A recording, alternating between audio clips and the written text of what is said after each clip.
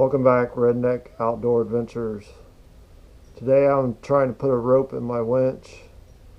I'm sure some of you guys have experienced this problem, trying to get the rope back through that hole. I tried several different things. I tried a coat hanger, I tried electrical tape, I tried some grease. I got a 4,500 pound winch with a 1/4 inch rope. I took a piece of box tape, just a clear box tape, wrap it around the end real nice and tight, and it slid right in through that hole.